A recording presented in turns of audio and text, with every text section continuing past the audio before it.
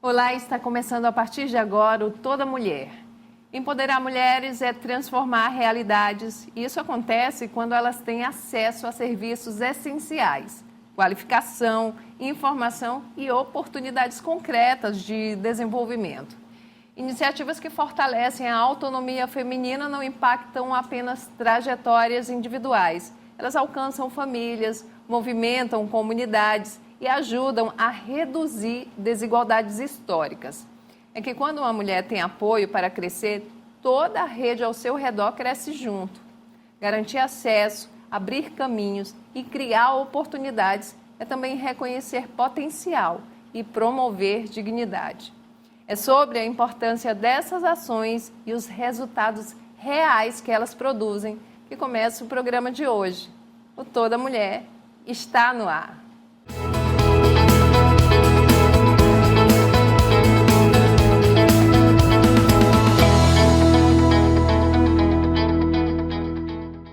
Hoje vamos falar sobre o Tchalui Mulher, que, entre outras iniciativas que vêm sendo realizadas pela Defensoria Pública do Maranhão, tem feito a diferença na vida de muita gente, sobretudo as mulheres. A convidada é a Cristiane Marques. Ela vem falar sobre a iniciativa. A Cristiane é a primeira subdefensora geral do Estado, titular do Núcleo da Mulher. Atuou no Núcleo de Moradia e Defesa Fundiária e integrou a Comissão Estadual de Combate à Violência no Campo. Em junho, a Cristiane toma posse no cargo de Defensora Pública Geral do Estado. Seja muito bem-vinda, Cristiane, ao Toda Mulher. Muito obrigada, é um prazer estar aqui. Nossa, você tem um trabalho que já vem desenvolvendo, né, na Defensoria Pública, que é uma instituição que eu admiro porque está ali na ponta, atendendo quem mais precisa, que são as pessoas que estão ali numa situação, às vezes, de vulnerabilidade social. E aí vem realizando esse acolhimento, oferecendo esse apoio jurídico, não é, que muitas vezes não é acessível, né, para essas pessoas. Então, com certeza, você conhece muita história, tem a oportunidade de acolher, mas também ser acolhida.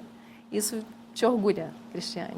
Muito, orgulha muito. A Defensoria Pública, ela é mais do que uma profissão, ela é uma vocação de vida, porque é muito desafiador, é recompensante, mas é muito desafiador você lidar com a dificuldade das pessoas e elas realmente chegam à Defensoria como último recurso, já muitas vezes em situações realmente que nos comovem, que nos tocam e nos fazem questionar tantas desigualdades e eu digo que é impossível você passar pela Defensoria Pública como membro, como servidor, como estagiário, como defensor e não ser transformado por tantas histórias de vida que nos perpassam.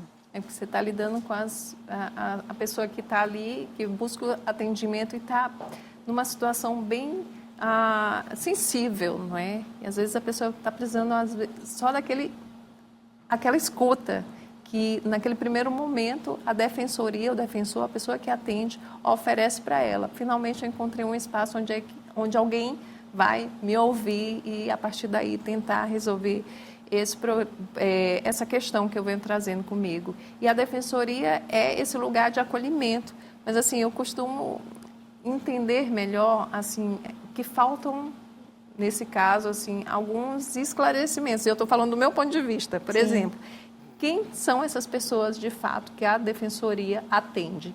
Só pessoas que têm, por exemplo, um salário, ganham um salário ou não têm condições. Quem são as pessoas que podem ser atendidas, Cristiane, pela Defensoria? A Defensoria Pública, ela tem, por lei, a função de atender aquelas pessoas que são consideradas hipossuficientes econômicas ou pessoas vulnerabilizadas.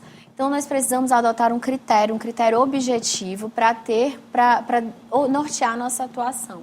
Nosso critério objetivo são 3 salários mínimos. Então, aquela pessoa que tem a renda de até 3 salários mínimos, ela se enquadra no critério de hipossuficiente econômico da Defensoria Pública. Mas esse critério não é um critério absoluto. Exemplo, os superendividados. Hoje a gente tem vários casos de pessoas que têm uma renda muitas vezes superior a 3 salários mínimos, mas que estão super endividados. Então, posso dizer, os aposentados que têm toda a sua renda comprometida com empréstimos, ou aquelas pessoas que nesses programas de aposta se endividaram, essas pessoas não vão ter condição de pagar um advogado, de pagar as custas de um processo judicial, e elas podem procurar a Defensoria Pública. E também os grupos vulnerabilizados, exemplo, pessoas idosas, crianças em situação de risco, mulheres vítimas de violência doméstica, todas essas pessoas que estão numa situação que as coloca em uma situação precária, de vulnerabilidade para conseguir se organizar e buscar seus direitos, essas pessoas são público-alvo da Defensoria Pública também.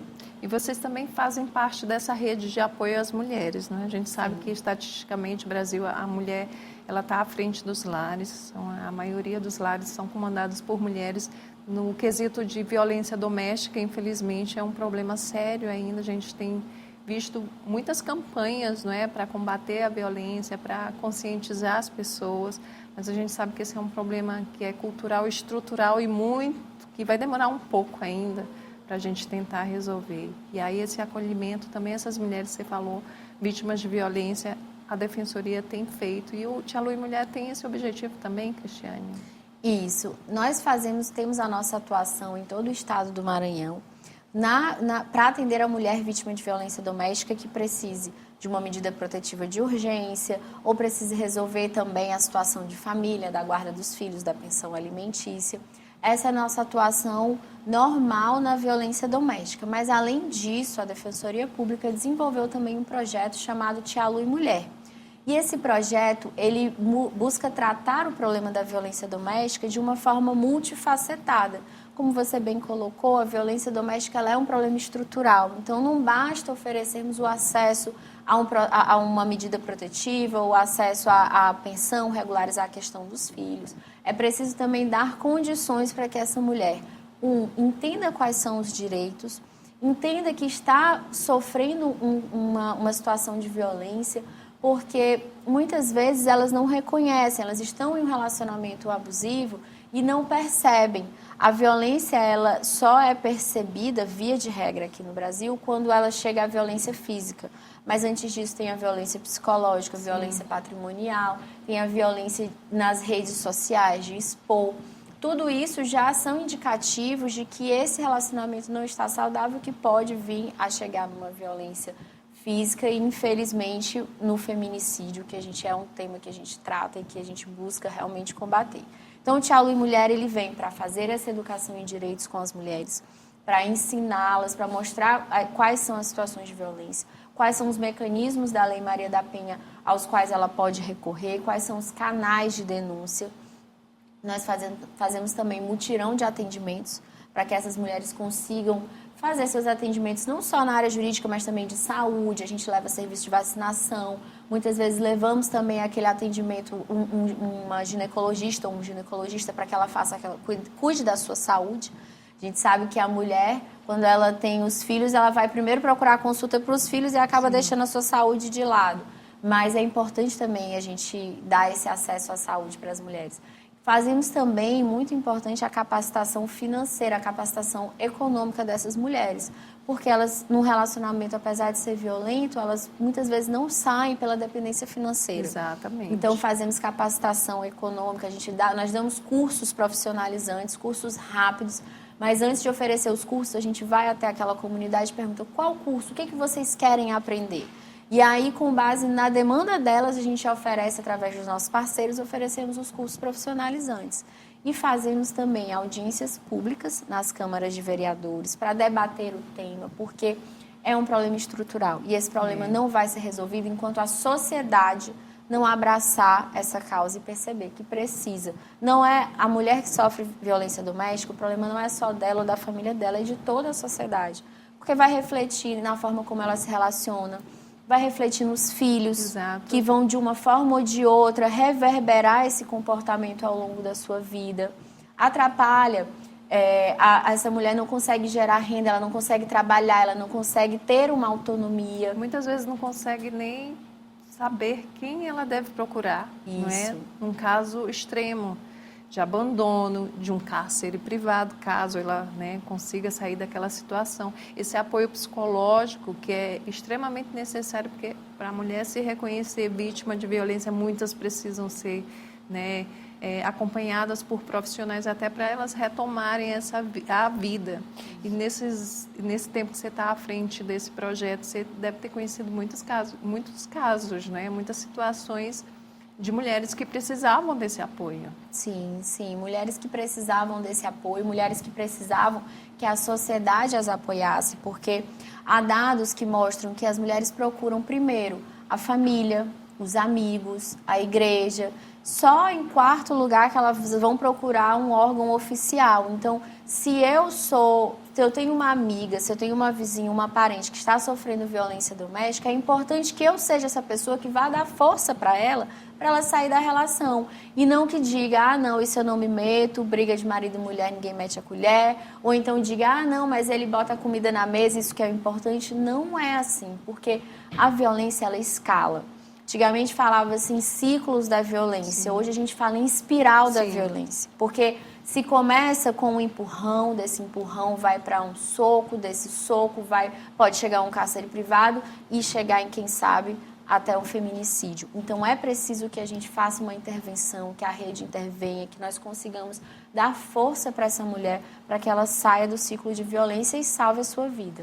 E nada como projetos como esse, né, que vão até a comunidade, que aí, a partir da participação de algumas mulheres que vão reverberar essa história dentro, no núcleo que ela vive, não, olha, pode ir lá, que realmente foi legal, pode denunciar, não é? Porque às vezes a mulher tem medo da denúncia até por não acreditar, né, que essa pessoa que ela denunciou será punida. Apesar de que a gente está vendo que está evoluindo, né, esse acolhimento está aumentando para as mulheres, os canais de denúncias têm aumentado e as denúncias também têm aumentado, mas ainda existe um medo de você ser julgado, porque a mulher também muitas vezes se culpa, né? Sim. Acha que ela é culpada daquela violência, que foi ela que provocou, por conta de todo esse sistema, essa construção, né, social, onde o machismo ainda é algo muito presente na vida dos homens, porque eles são educados assim ainda, e de muitas mulheres também, né?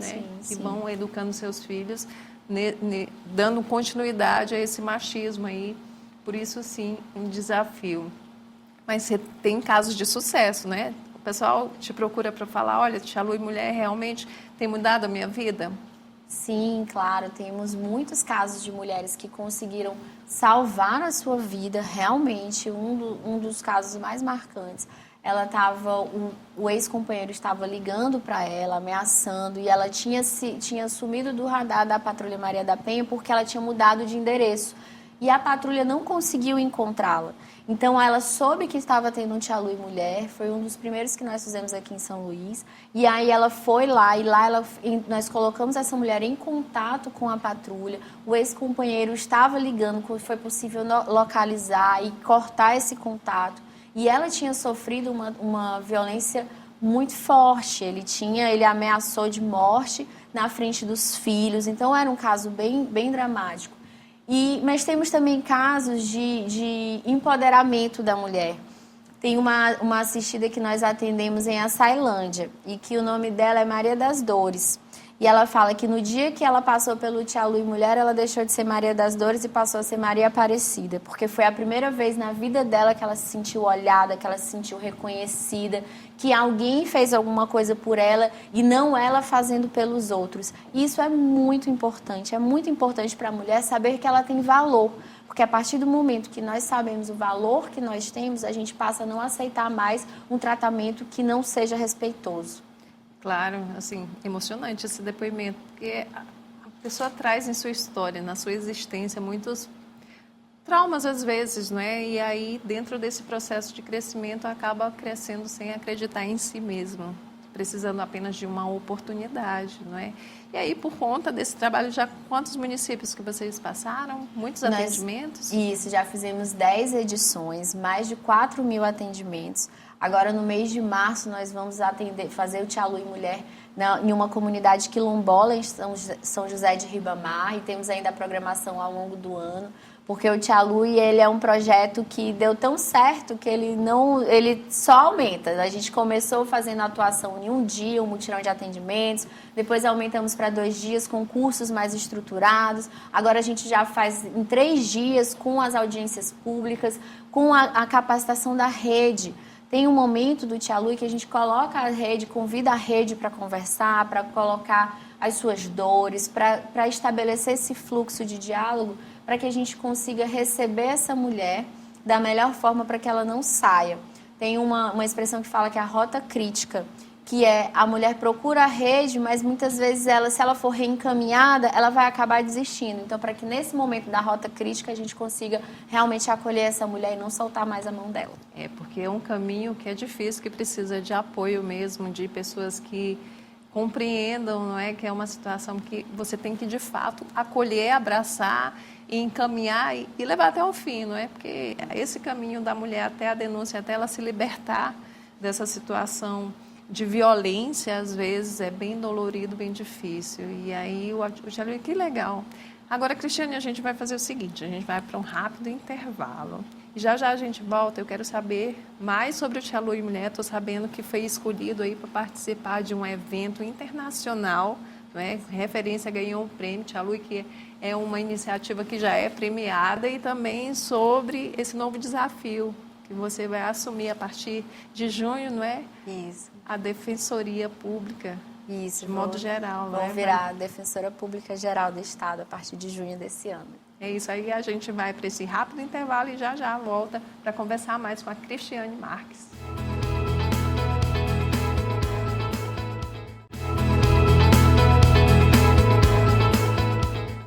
Estamos de volta pela TV Assembleia e redes sociais com toda mulher.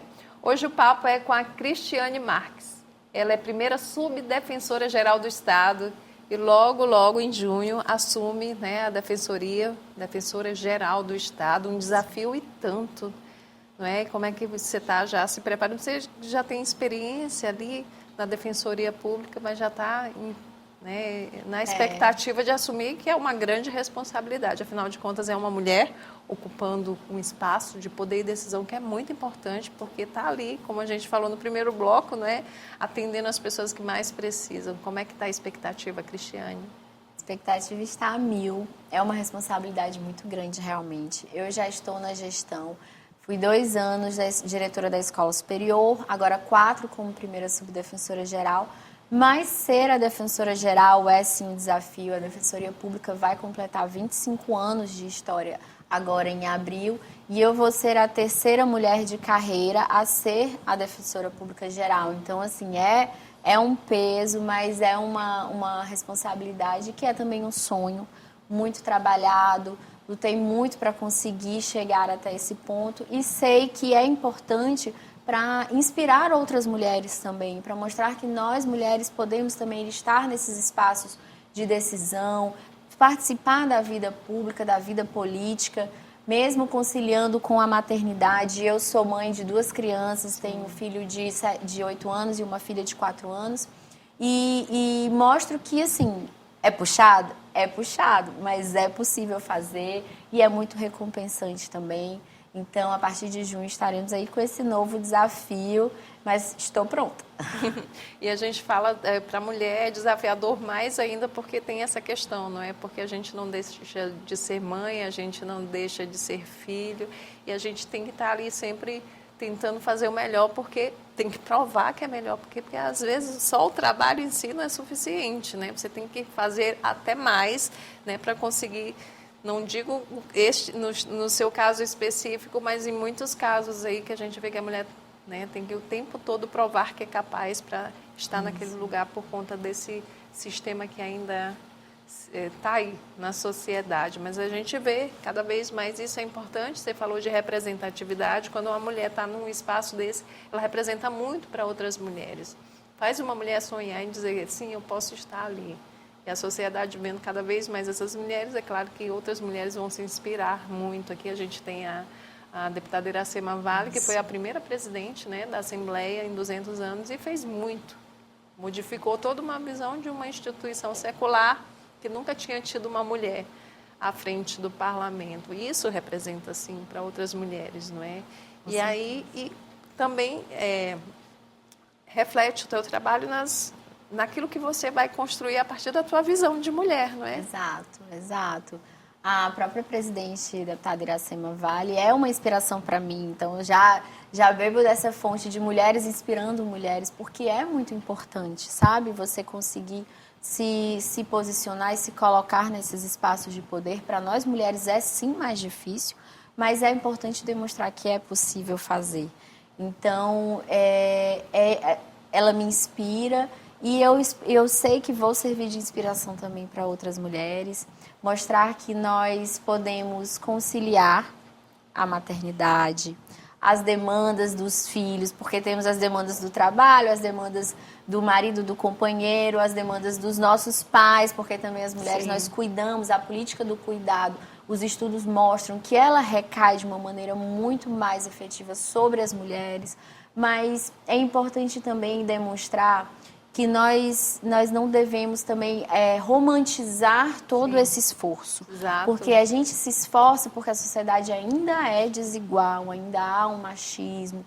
Então, é mostrar que é possível fazer, mas para que no futuro não precise ser esse esforço tão grande das mulheres. Seja mais normal, mais equânime o desgaste entre a vida da mulher e a vida do homem, ambos participando igualmente e ativamente da vida pública e da vida privada, porque na medida que a gente participa mais da vida pública, demanda também dos homens participarem, colaborarem mais em casa. Até porque essa participação mesmo legal, oficial, ela é muito recente, né? Só 94 anos, né, que a mulher pôde votar aqui no Brasil, é um tempo mínimo, se você pensar na história de um todo, é um tempo muito curto ainda. E as mulheres vêm lutando por esses espaços há séculos. Olha quanto tempo, né, faz que a gente O Código Civil de 2002, então, que passou a prever a mulher como igual, participando igualmente da vida privada, fazendo negócios, podendo gerir os seus bens da mesma forma que os homens. 2002 é muito recente. Exatamente, sem falar no direito a ser quem é a mulher, não é? Se começa um debate ali na década de 60, 70, mas até hoje a mulher tem que se explicar o tempo todo porque ela quer agir assim. Então, assim, é uma luta.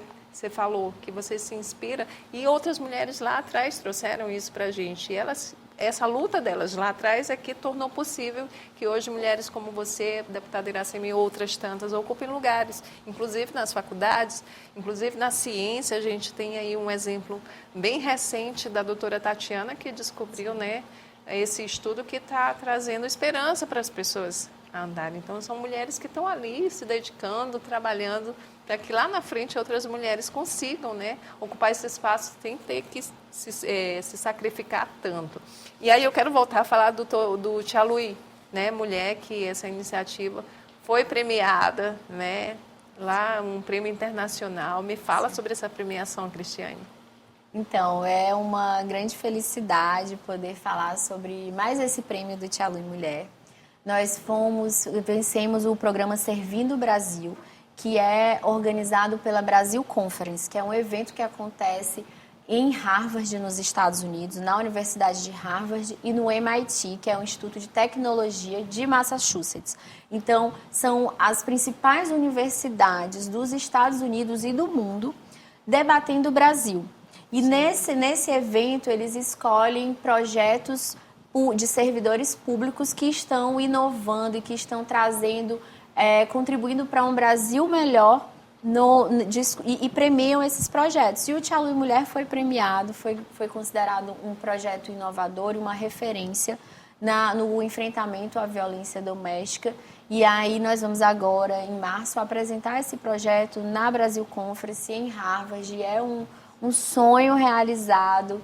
Mas eu tenho certeza que quando a gente trabalha com amor, com empenho, com paixão, com compromisso de trazer resultados efetivos, esses reconhecimentos eles vêm, mas o que me dá mais felicidade são casos como esse que eu te falei, da Maria Aparecida, que é um doce de pessoa e que hoje fala que realmente ela sabe que ela é uma mulher, que ela merece ser tratada com respeito, com dignidade e com amor por ser uma mulher. E o legal de participar de eventos como esse, que tem essa grande visibilidade, é porque você, com esse projeto, pode inspirar outros lugares do país, não é? Não digo copiar, mas de repente implantar algo parecido ali para tentar também melhorar a vida de outras mulheres, não é? Ali, norte, sul do Brasil, o importante é multiplicar esse conhecimento. Eu estou sabendo também que tem parceria nova aí com a Assembleia Legislativa, né, sobre a implantação do observatório, né, que é algo muito importante. Eu não sei se eu posso falar bastante sobre isso, mas é uma iniciativa que vocês vão desenvolver em parceria. Isso, a Assembleia Legislativa, por meio da deputada Iracema Vale, também da deputada Daniela, deputada doutora Viviane, encaminharam um projeto que já existia na Assembleia de implantação de um observatório do feminicídio, que casou com um projeto que a Defensoria Pública também tinha, de implantar esse observatório para analisar os dados do feminicídio de uma forma qualitativa. E o que é isso? É avaliar o perfil dessas mulheres, avaliar o perfil dos agressores no quesito idade, raça, nível de renda, o histórico tentar rastrear o histórico das agressões. Como eu falei, elas vão dando indício, não é de um dia para a noite. Então, se você consegue mapear a escalada dessa violência, quem são essas mulheres, fazer o que a gente chama de hot points, que é saber aqueles lugares, olha, que tem mais incidência, você consegue planejar, fazer uma política pública mais eficiente e atuar preventivamente para evitar que esses feminicídios ocorram. Então, essa é uma parceria muito importante, digo, marcante, histórica, que vai iniciar uma análise de dados no Maranhão qualitativa para que a gente possa realmente atuar de uma forma preventiva, evitando que aconteçam esses feminicídios. E a gente vê aí que é um trabalho de mulheres, não é? Exatamente. Mulheres que se uniram, aquilo que eu falei, tem uma visão mais próxima, né, daquilo que precisa ser mudado, daquilo que precisa ser, quais investimentos precisam ser feitos para combater esse mal, não é? Que destrói muitas vidas. Como a gente já falou, destrói não a vida de quem morre apenas, mas de todas as pessoas que estão ao seu redor, filhos que ficam órfãos, né, homens que, né, acabam perdendo a vida nesses atos de loucura. Mas aí você vem com uma ideia de criar esse observatório justamente para trabalhar com políticas públicas de prevenção. Exato, a ideia é focar na prevenção para evitar que esse feminicídio aconteça, porque o feminicídio ele é um crime que ele anuncia que ele vai acontecer. Sim. Como eu disse, ele é quase que previsível. Há todo o histórico, a escalada da violência. Então, se você consegue analisar esses indícios, esses dados de uma maneira técnica e apurada, é possível, sim, atuar preventivamente. E aí, além disso, o que mais vocês estão preparando para os próximos? O que mais a Defensoria tem trazido de novidade, assim, para a população maranhense, Cristiane? Em abril, nós vamos completar 25 anos, então estamos preparando um evento muito bonito. Vamos homenagear o ex-presidente José Sarney e a ex-governadora Rosiana Sarney, porque foram aqueles que implantaram a Defensoria Pública aqui no Maranhão. Vamos fazer também um concurso literário com obras dos nossos assistidos, de pessoas que passaram pela Defensoria Pública. E em maio temos o nosso Maradefs, que é o movimento da Defensoria Pública, em que a gente organiza durante o mês de maio atividades em todo o estado do Maranhão, falando sobre defensoria, sobre acesso a direitos, acesso à educação, cidadania e dignidade. Que legal, não é? Programação também, o Dia da Mulher está chegando aí, Sim, deve com certeza sim. ter algo que vocês estão preparando ainda para chamar ainda mais atenção, né, Isso. da população para essa questão que é muito séria. E como é que faz para conhecer mais sobre o projeto? Vocês têm, além da página da Defensoria Pública, né, o site e tal, tem mais algum canal que as pessoas, se alguém quiser, olha, Cristiane, eu queria que o Tia Lu e Mulher viesse para a minha comunidade. Como é que faz para ter acesso? Pode entrar no nosso site, defensoria.ma.com.br, acessando as nossas redes sociais, @defensoriama, Também pelo meu Instagram, as pessoas muitas vezes pedem, mandam mensagens. A minha rede social é Cris, com 2 S, Marques Def. E acompanhar a Defensoria Pública, nós estamos sempre na rádio, na TV, falando sobre acesso à justiça. E eu quero só deixar já a chamada para o Dia da Mulher. Nós vamos fazer o Tchalui Mulher numa comunidade quilombola em São José de Ribamar, mas vamos ter também um mutirão de atendimentos no Núcleo da Mulher aqui de São Luís, para que a gente consiga dar vazão a toda essa demanda daqui da Grande Ilha. E qual a tua mensagem para essas mulheres?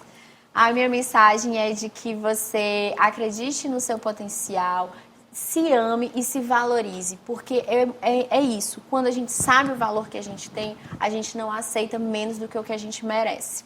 Exatamente. É um caminho difícil de chegar, mas a gente consegue, né, Cristiane? Consegue. E uma sempre ajudando a outra. Eu te agradeço a presença Obrigada. no programa Toda Mulher. Você é sempre muito bem-vinda aqui. Desejo muita sorte, não é? Nesse novo desafio, com certeza. Não é só sorte, porque você tem plena capacidade, vai dar tudo certo, muita parceria, não é? Que é muito importante. Obrigada, viu, Cristiane, pela sua presença no programa Toda Mulher. E obrigada a vocês também pela audiência. O Toda Mulher de hoje fica por aqui. Acompanhe as reprises em nossa programação e também no YouTube da TV Assembleia do Maranhão. Muito obrigada e até nosso próximo encontro.